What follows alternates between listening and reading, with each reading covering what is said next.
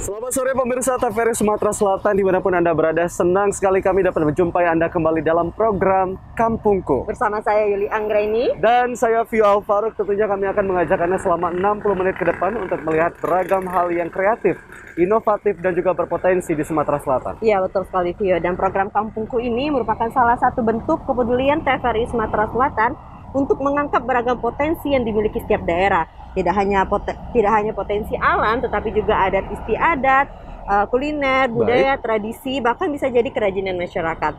Nah, bagi Anda yang ingin kampungnya kita ekspos, bisa langsung hubungi TVRI Sumatera Selatan dengan nomor yang tertera di bawah ini. Baik, Yuli, tanpa berlama-lama lagi kita akan mengajak pemirsa di rumah untuk menuju satu tempat yang paling dingin di Sumatera Selatan. Tahu nggak? Pasti Pagar Alam dong, ya kan? Nah, kali ini Pagar Alam tidak hanya terkenal dengan keindahan alamnya, juga komoditi teh maupun kopinya. Ada komoditi yang menjadi penghasilan selingan. Apa itu, Vio? Itu selada air, Yuli. Oh, yang bertepatan di Dusun Pagardi, Kelurahan Pagarwangi ya, Vio? Betul. Nah, di sana juga 90% warganya bertani selada air loh, Vio. Wow, 90% berarti sudah menjadi pendapatan yang cukup menjanjikan untuk warga di sana. Betul sekali, Vio. Dan pemirsa, inilah informasi selengkapnya untuk Anda.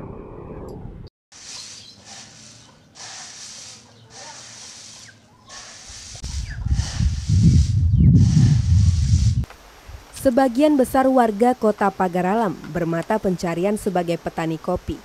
Apabila sudah memasuki musim panen, kita akan menemukan hamparan kopi yang dijemur di halaman rumah warga. Namun, kopi bukan satu-satunya penopang hidup warga, ada juga sayuran. Seperti di Dusun Pagardin, Kelurahan Pagarwangi, hampir 90% warganya bertani selada air. Lahan seluas sekitar 15 hektar tersebut terdapat di belakang dusun dengan jarak tempuh 20 menit dengan berjalan kaki.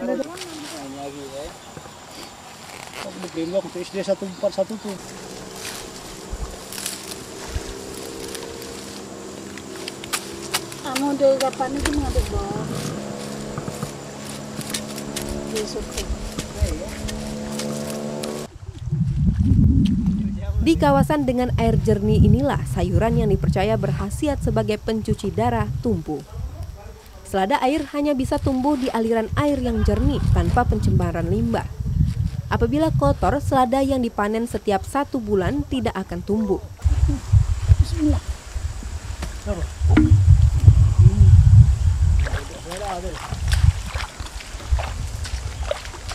Langsung ke motor di situ Pak, di depan kebun.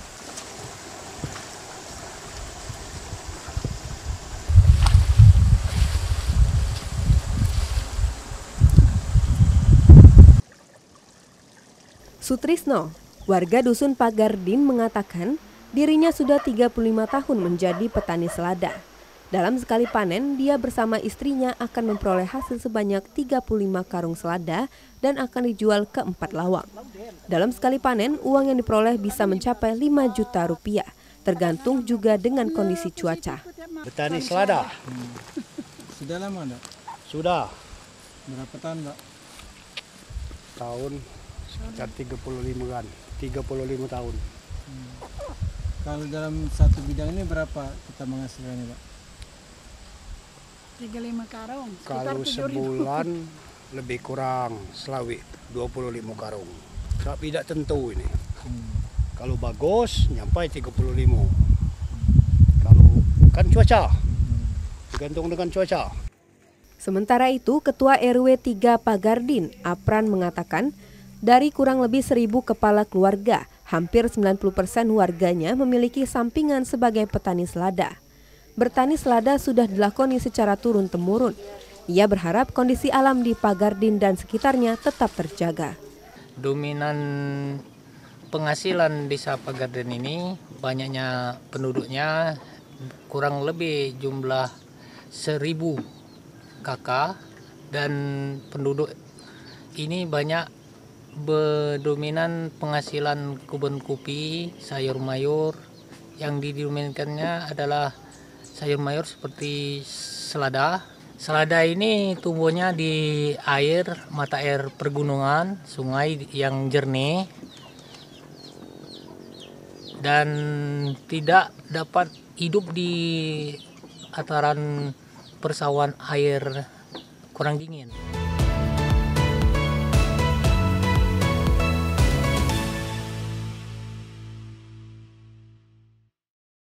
Baik, kita tadi bercocok tanam dari selada air, Iya, Yuli betul ya. sekali, Vio. Dan ini menjadi satu penghasilan yang menjanjikan untuk masyarakat setempat. Iya betul, untuk meningkatkan perekonomian juga ya di warga setempat. Baik, Yuli, walaupun kota Palembang ini terkenal dengan kota metropolitan, Iya. ada macetnya, ada polusi udaranya, Betul tapi sekali. ini sedikit berbeda. Ada wajah yang berbeda dari kota Palembang. Apa yang berbeda ya, Vio? Nah, berbeda karena di kota Palembang ada lahan pertanian lebih dari 50 hektar, Yuli.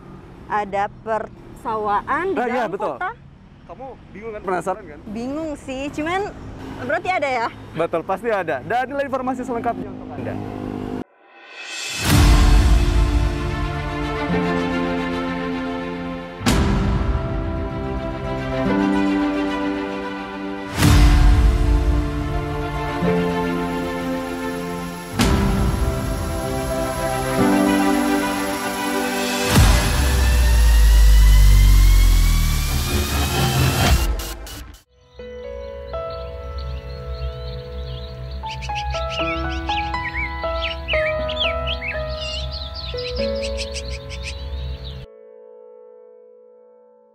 Hijau dan asri, inilah yang tergambar di kawasan perkampungan ini. Saat ini saya berada di RW 7, Kelurahan Talang Putri, Kecamatan Pelaju, di mana di sini terdapat berbagai potensi sumber daya alam yang didukung dengan sumber daya manusia yang tentunya potensial. Sumber daya alam apa yang dimiliki di kelurahan ini? Ikuti saya. Sebagian besar warga di RW 7, Kelurahan Talang Putri, Kecamatan Pelaju ini bermata pencaharian sebagai petani. Tidak hanya di lahan pekarangan rumah, namun juga di lahan pertanian pasang surut yang cukup luas. Bahkan lebih dari 50 hektar lahan sawah padi. Saya penasaran, ini RW 27 ya? Iya. RW 7 memiliki kawasan areal persawahan seluas hampir 50 hektar lebih. Kira-kira luas wilayah untuk pemukiman penduduk dan persawahan ini berapa luas wilayah ini? Kalau berdasarkan kilometer, kalau kita ukur sih sekitar 1 kiloan lebih.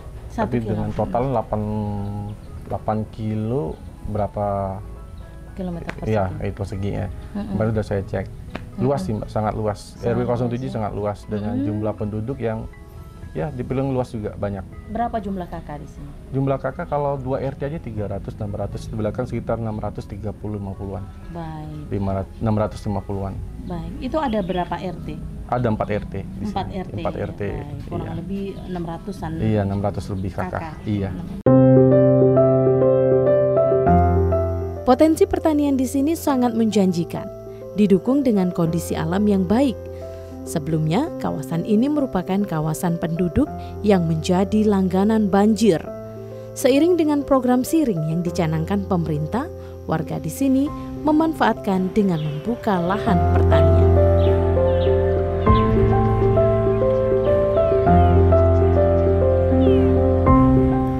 Selain itu, warga mampu melakukan inovasi terhadap pemanfaatan enceng gondok yang mampu menghasilkan dan meningkatkan perekonomian masyarakat. Salah satunya dengan menjadikan enceng gondok sebagai bahan baku pembuatan briket atau blok bahan seperti arang yang digunakan untuk bahan bakar.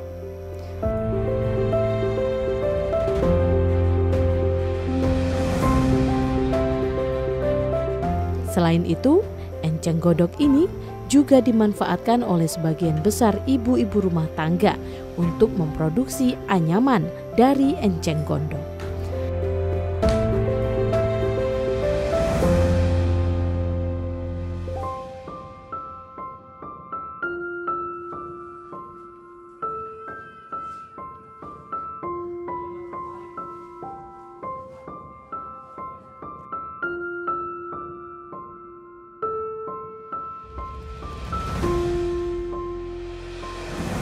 Bahkan ke depan, dipelopori Ketua RT 27 Budi, warga akan diajak untuk berinovasi membuat rakit apung, mengingat wilayah ini merupakan wilayah pasang surut.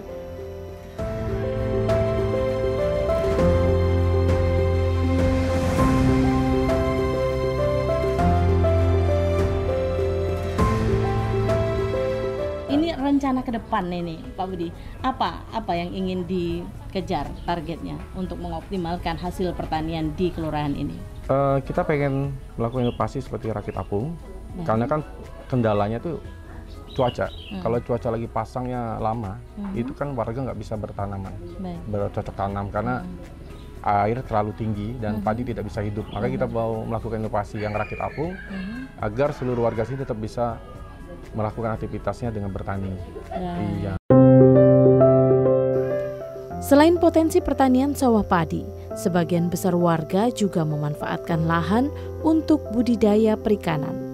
Apalagi didukung dengan wilayahnya yang dikelilingi dengan anak sungai Musi, yakni Sungai Lebak Berayun.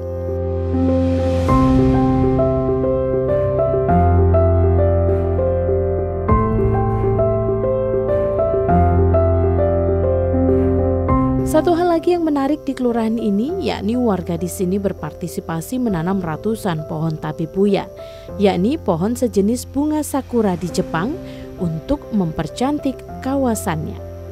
Kelurahan Talang Putri ini menjadi salah satu kawasan yang memiliki potensi pertanian di tengah kota metropolitan.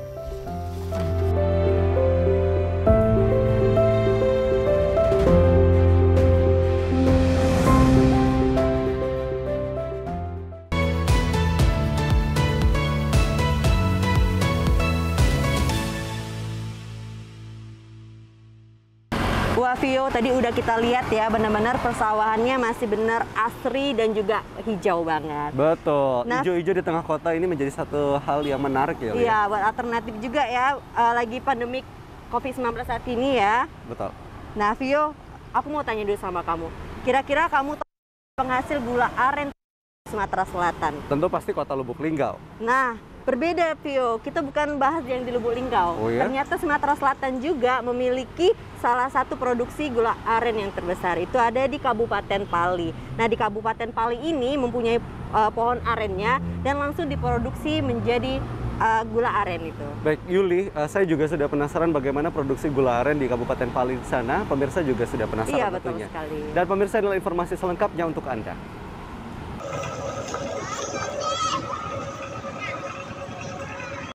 Desa Modong yang berada di Kecamatan Tanah Abang, Kabupaten Pali, merupakan desa yang dikenal sebagai pusat pembuatan gula merah dari pohon aren. Sebagian warga Desa Modong sejak puluhan tahun sudah beroperasi sebagai pembuat gula aren.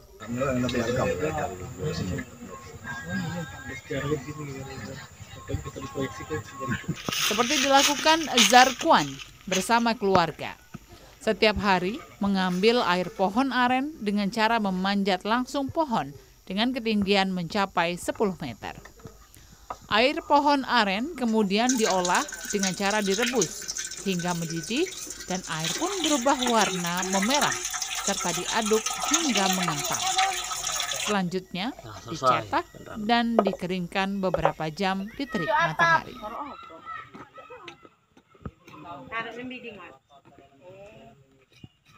Pembuatan ini ya dimasak dulu, kemudian sampai mendidih itu kan, dia sampai merah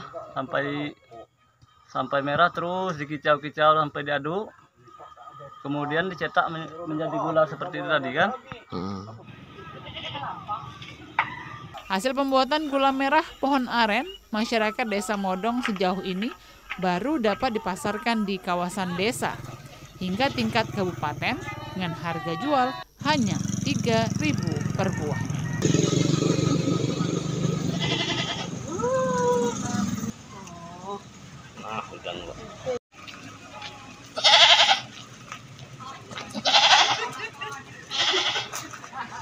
Kepala Desa Modong Mustaqim mengatakan warga desanya sejak zaman dahulu cukup dikenal sebagai pembuat gula merah pohon aren. Namun kini, sebagian besar sudah beralih profesi sebagai petani pohon karet. Sehingga dengan jumlah penduduk mencapai 1.265 jiwa ini dapat melestarikan kekayaan alam pohon aren.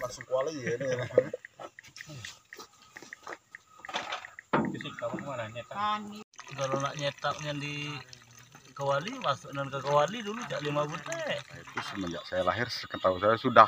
Nah, jadi masyarakat Modong ini kalau dulu hampir 30% petani karet.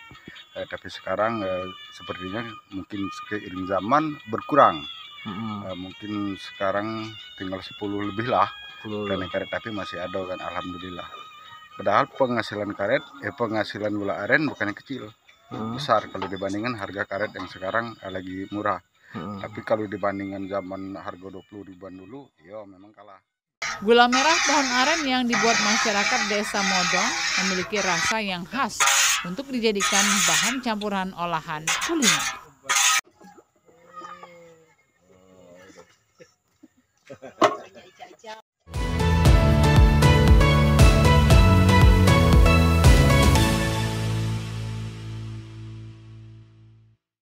Baik, Yuli, memang gula aren ini menjadi salah satu yang menarik atau yang digandrungi oleh anak-anak milenial karena dicampur dengan kopi. Ada yang namanya kopi gula aren biasanya.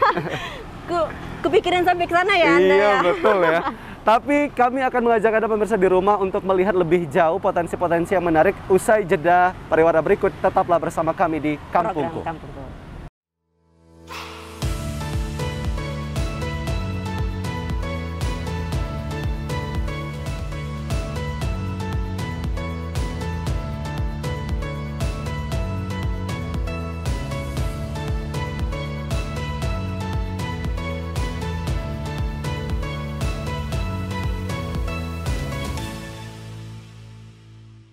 Terima kasih pemirsa, Anda masih bersama kami di program Kampungku dari TVRI Sumatera Selatan.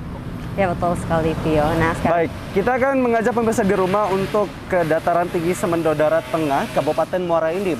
Di sana banyak masyarakat yang bercocok tanam dengan satu cabai ekstra pedas atau biasa disebut dengan masyarakat setempat cabai setan. Cabai setan, berarti benar-benar ekstra pedas ya, Pio. Betul, dan menariknya adalah petani di sana bercocok tanam ini memulainya dengan internet terlebih dahulu. Jadi mencari informasi dari internet, memulai untuk bercocok tanam dan menjadi satu penghasilan yang menjanjikan. Dan juga ya Vio, katanya juga sudah didistribusikan sampai ke Pulau Jawa loh. Wow.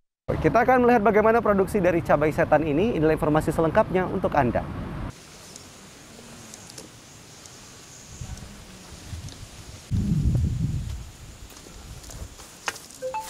Dengan berbekal pengetahuan dari internet, Pak Udin bercocok tanam cabai setan di dataran tinggi Semendo Darat Tengah, Kabupaten Muara Enim.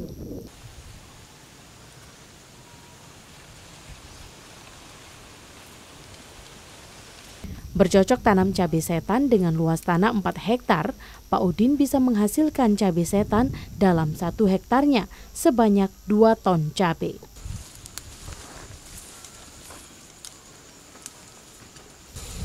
Untuk bercocok tanam cabai setan, Pak Udin dibantu oleh penyuluh pertanian Semendo Darat Tengah hingga berhasil memasarkan produksi cabainya ke Sumatera Selatan serta Pulau Jawa.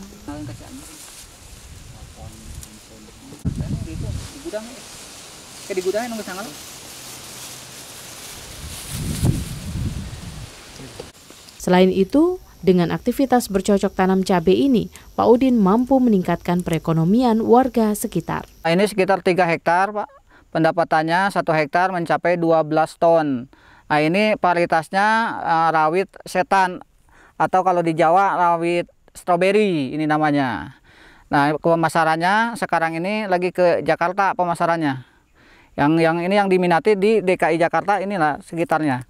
Jabodetabek yang kualitas cabai setan atau cabai stroberi yang paling diunggulkan. Soalnya kualitas ini bisa nyampe 2 minggu, udah apa-apa, ini masih bagus gitu 2 minggu itu. Berapa harganya Pak 1 kilo? Nah sekarang ini lagi anjlok, sekarang ini lagi 24.000 per kilo di Jakarta. Sebelumnya? Sebelumnya nyampe 60. Kenapa anjlok? Nah karena kebanyakan yang menanam, jadi di Jawa itu sekarang ini banyak panenan. Yang baru ya banyak baru yang 2 kali 3 kali panen. Nah kalau ini saya ini alhamdulillah udah ke 13 kali panen ini.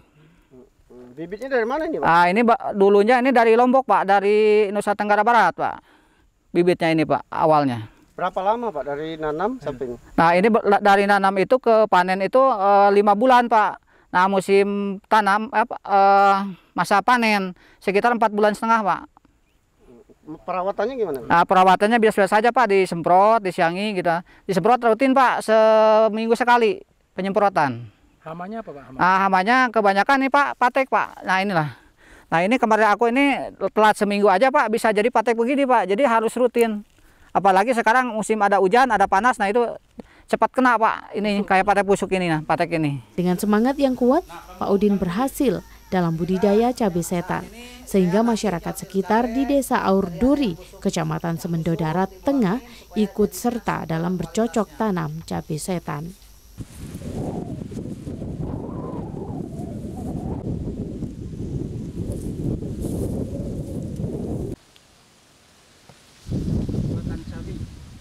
Pemanfaatan lahan pertanian yang optimal serta perawatan tanaman yang berkesinambungan akan menghasilkan buah yang sangat berlimpah dan bisa mendatangkan peluang bisnis dalam pemasaran cabai setan di wilayah Sumatera Selatan dan Pulau Jawa. Intinya, setiap ada kemauan pasti ada jalan untuk menggapai kesuksesan.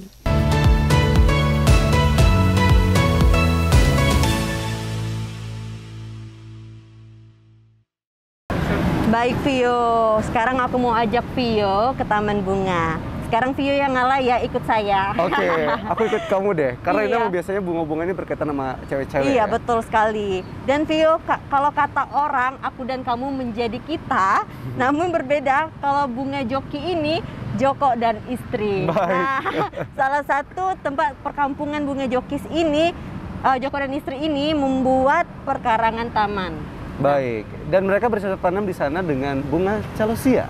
Wow, benar-benar bagus banget ya Vio. Langsung saja kita lihat bagaimana. Ini dia untuk Anda.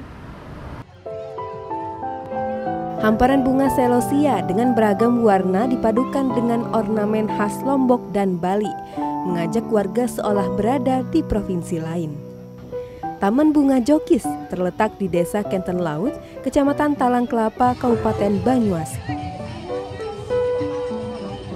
Karena di Kabupaten Banyuasin masih jarang ditemukan taman bunga, Joko dan istri yang disingkat Jokis membangun taman bunga untuk menyejukkan lingkungan di tengah hiruk-pikuk perkotaan dan pandemi COVID-19.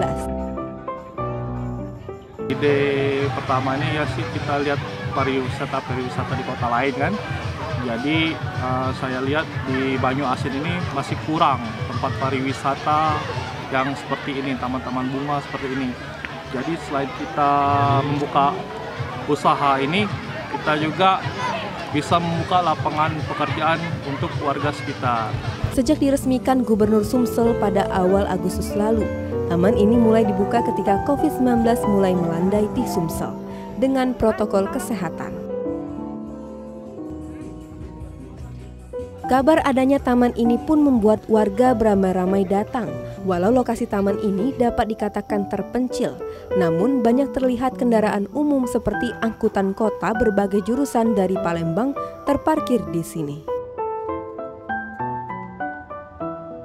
Taman seluas 8.000 meter persegi ini selain menyuguhkan keindahan, dilengkapi dengan beragam ornamen seperti rumah Lombok dan payung tedung khas Bali yang memanjakan mata warga dan menjadi lahan swafoto warga.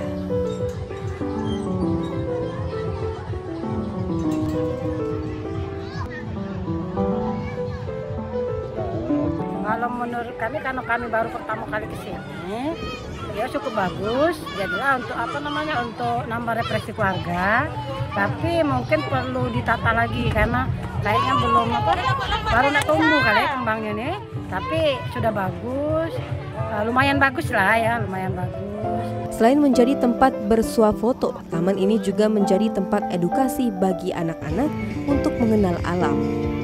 Anak diajarkan untuk merawat tanaman agar dapat melestarikan keindahan alam. Kita kan di masa pandemi ini kan mungkin butuh hiburan ya orang Palembang ya. Hiburan kita kan ada di sini mungkin agak lebih sesuai ya bagi kita kan, dengan udara yang terbuka, dengan udara yang bebas, jadi mungkin penyebaran itu nggak terlalu kan.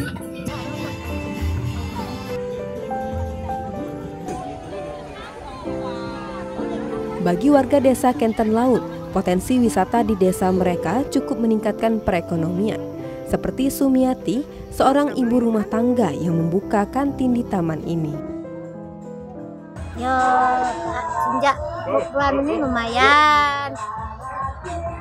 Ini apa untuk makan sehari-hari. Ya, kadang rame, kadang sepi. Kalau hari Sabtu, Minggu rame. Rame, Bu. Masa pandemi di mana semua sektor ekonomi layu tak mengurungkan berdirinya Taman Bunga Jokis Mekar.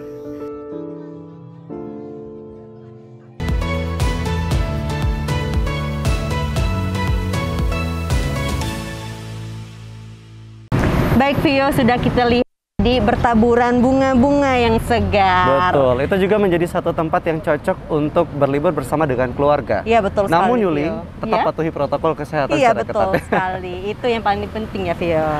Baik, dan kali ini kita akan melihat bagaimana inovasi dari satu kampung, Yuli. Mereka Kampung di mana memanfaatkan limbah ampas tahu. Limbah ampas tahu. Yang biasanya kalau limbah ampas tahu itu langsung dibuang loh, Vio. Iya, tapi ini berbeda. Mereka berinovasi untuk membuatnya menjadi keripik tahu.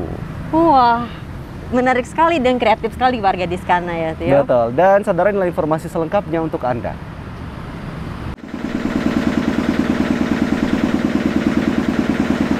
Tahu merupakan salah satu komoditi yang sering dikonsumsi oleh masyarakat, yang juga termasuk dalam 4 sehat 5 sempurna.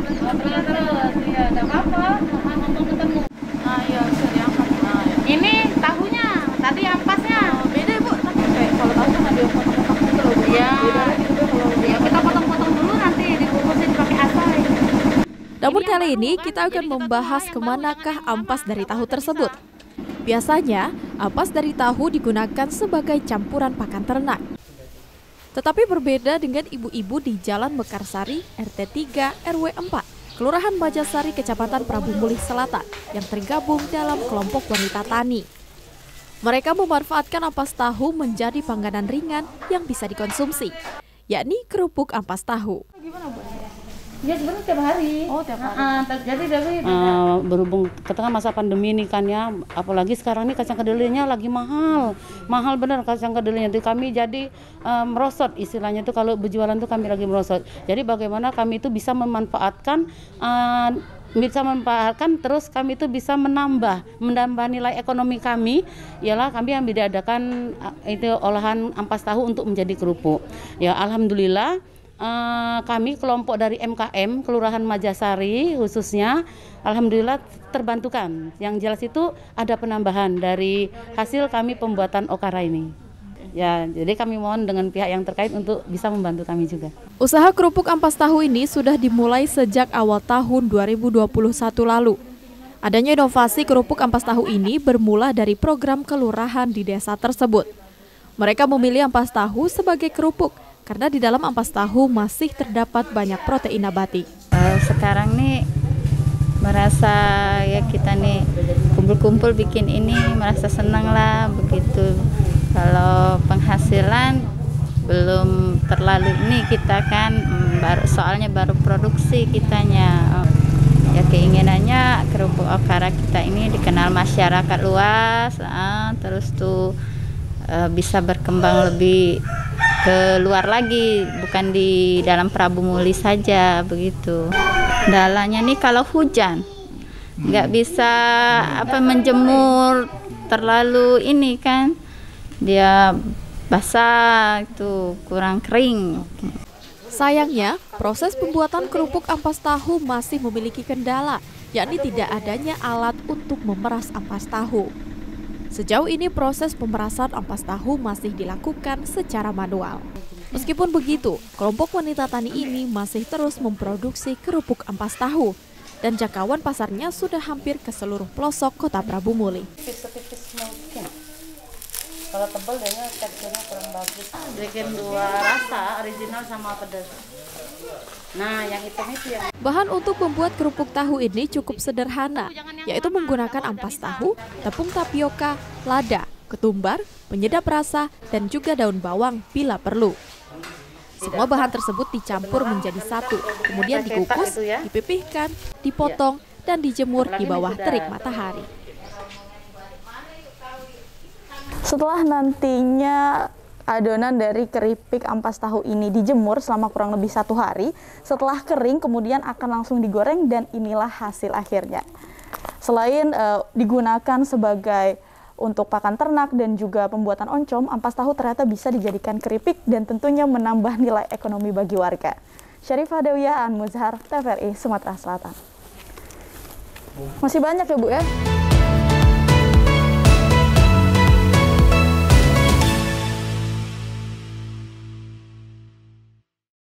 Baik Vio, sudah kita lihat tadi ya, itu juga merupakan salah satu bisa dimanfaatkan jadi buat tangan yang berlibur dari Prabu Muli, bawa ke kotanya masing-masing ya. Betul. Dan Yuli, nanti akan ada informasi terkait dengan rumah limas 100 tiang dan juga pengolahan kerupuk kemplang secara tradisional. Namun informasi selengkapnya akan kami hadirkan untuk Anda usai jeda pariwara berikut. Tetaplah bersama kami di program Kampungku.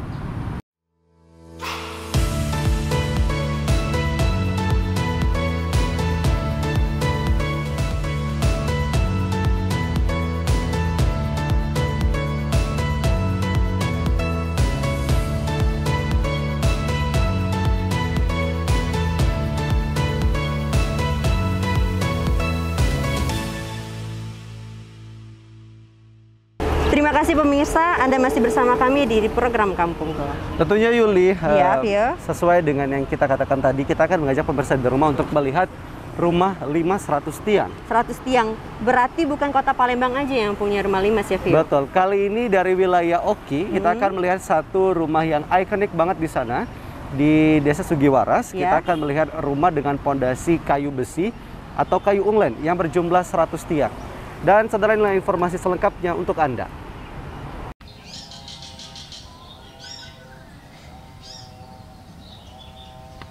Bagi masyarakat yang melintasi Kabupaten Ogan Komering Ilir, tak salah bila Anda berhenti sejenak untuk melihat pemandangan dan juga pengembangan desa wisata yang ada di Desa Sugiwaras. Sepintas, Desa Sugiwaras tak berbeda dengan desa lain yang berada di Kabupaten Oki, yang mayoritas masyarakatnya berbahasa Ogan Komering Ilir dan berada di bantaran Sungai Komering. Namun tak hanya berbeda dialek bahasa saat percakapan sehari-hari, Desa Sugiwaras kini berkembang menjadi destinasi wisata.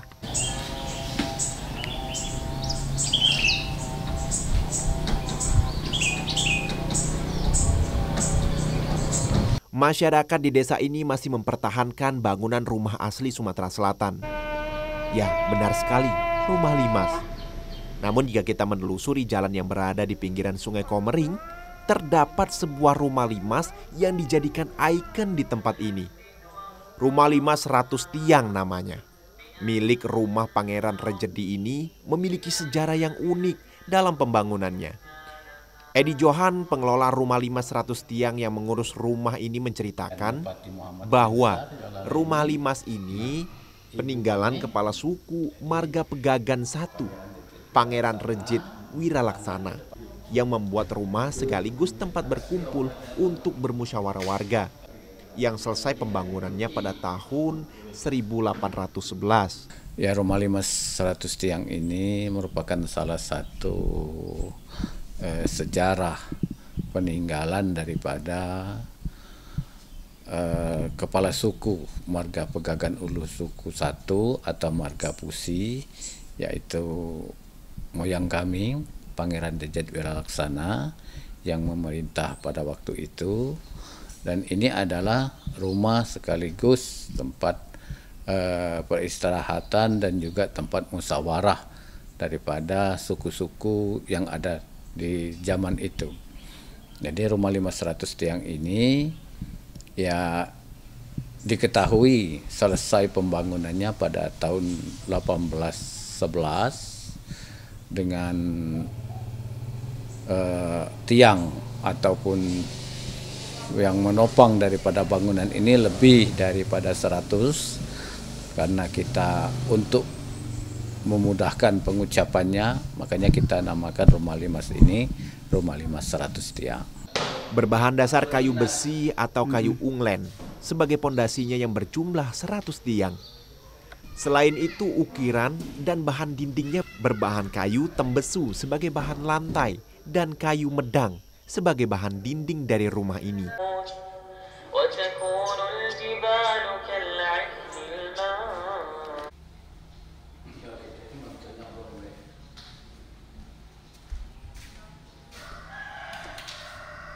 Cucunya Bupati Muhammad Ali Besar. Nah ini yang Bupati Muhammad Ali Besar. Memiliki arsitektur budaya Tiongkok dan Arab, rumah ini dibangun selama 10 tahun lamanya. Corak dan arsitektur yang dibuat dari Cina karena arsiteknya berasal dari negeri Tiongkok dan beberapa corak lain dari negara Turki. Jadi bahan-bahan ada sebagian yang disiapkan di sini, ada sebagian memang yang dari sana. Jadi dibangun di sini. Contohnya yang dibawa dari sana apa, Pak? Ya seperti ukiran-ukiran nanti bisa kita saksikan di dalam. Itu sebagian diukir di sana, sebagian diukir di sini. Ya jadi kalau yang halus-halus itu kan pengerjaannya mungkin sudah diselesaikan di sana. Di sini tinggal dipasang. Kalau dari filosofi dari bangunan-bangunan yang ada di dalam itu ada nggak sih, Pak? Misalkan 3 tiang ini apa filosofinya, ada nggak?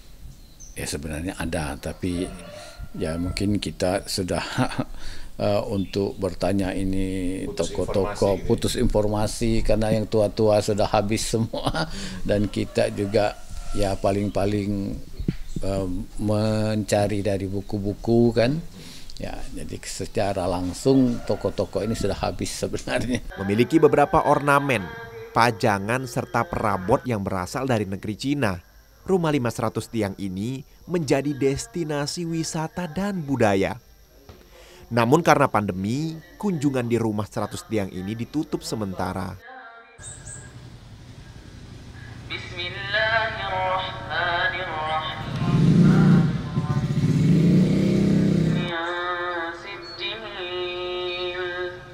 Selain dapat melihat bagaimana aslinya rumah limas ini, wisatawan yang datang juga disuguhkan dengan pemandangan batang buah duku yang menjadi buah unggulan dari Kabupaten Ogan Komering Ulu. Nah, penasaran kan dengan adanya desa yang masih menjaga keaslian budaya Sumatera Selatan? Tidak salah menjadikan Desa Sugiwaras masuk dalam daftar kunjungan wisata Anda di Kabupaten Ogan Komering Ulu.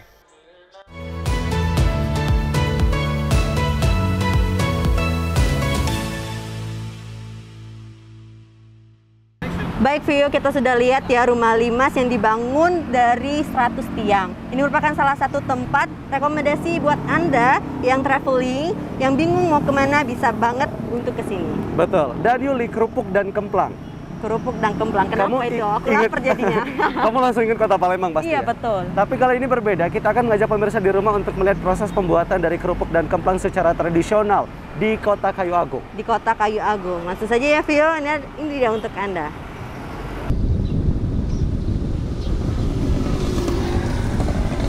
Kota Kayu Agung, kota yang dijadikan tempat keluar masuknya pemudik dari dan juga dalam Sumatera Selatan. Sejak diresmikannya Tol Trans Sumatera, kini Kota Kayu Agung sudah berkembang pesat sebagai ibu kota Kabupaten Ogan Komering Ilir.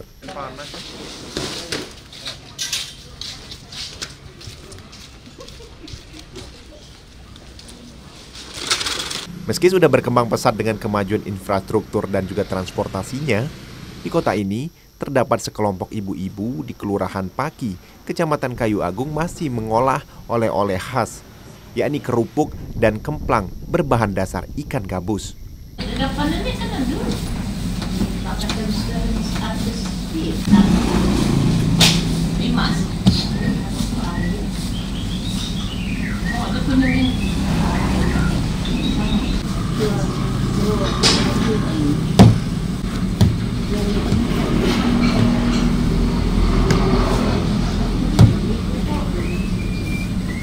Terletak di pinggiran Sungai Komering, bahan baku ikan gabus biasanya disuplai dari para nelayan yang menebar jala di kampung sekitar.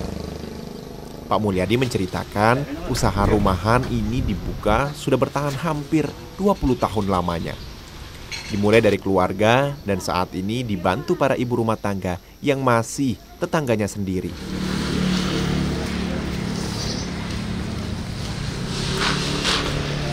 Bahan bakunya terutama dari segi ikan, kita ikan gabus 100% gabus, nggak ada campuran ikan lain. Kalau masalah sagu itu biasa, standar sagu biasa. Oke. Itu jangan jauh berkurang, hampir 50% semenjak pandemi. Cukup kita pasarin di rumah aja. Iya, kita tunggu aja di rumah. Untuk proses pembuatannya sendiri, kalau dari kemplang-kemplang ini seperti apa Pak dari awal? Proses pembuatannya sampai dia siap jual gitu. Itu minimal paling enggak itu 5 hari dari pertama kita bikin sampai kita siap jual. Sepintas kemplang dan kerupuk ini dibuat dengan proses selama 5 hari. Sejak pengolahan bahan mentah menjadi adonan dan dijemur menggunakan bantuan sinar matahari.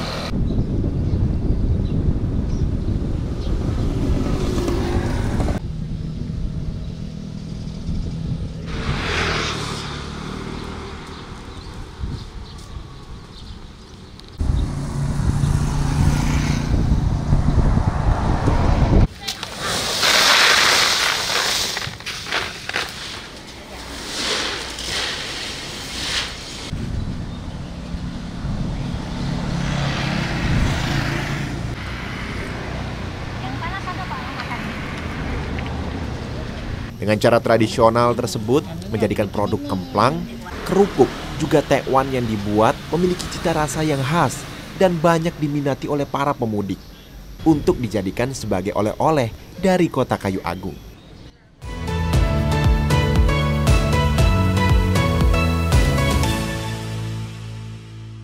Saudara, tidak terasa 60 menit kami membersamai Anda dalam program Kampungku di TVRI Sumatera Selatan. Dan tentunya untuk pemirsa di rumah yang mempunyai informasi unik atau tempat-tempat yang berpotensi, dapat menghubungi nomor yang di bawah ini dan akan kami liput dan disiarkan di program Kampungku TVRI Sumsel. Iya, betul sekali, Vio. Dan selalu kita himbau kepada masyarakat untuk selalu mematuhi protokol kesehatan dengan cara menggunakan masker, mencuci tangan, dan juga menjaga jarak. Dan tentunya kami mengajak pemirsa di rumah untuk menyaksikan program dari TVRI Sumatera Selatan melalui siaran digital untuk mendapatkan audio dan visual yang lebih baik. Iya, betul sekali. Akhir kata, saya Vio Alfaruk. Dan saya Yuli Anggraini. Ucapkan banyak terima kasih atas perhatian dan kebersamaan Anda. Terima kasih dan sampai jumpa. Sampai jumpa.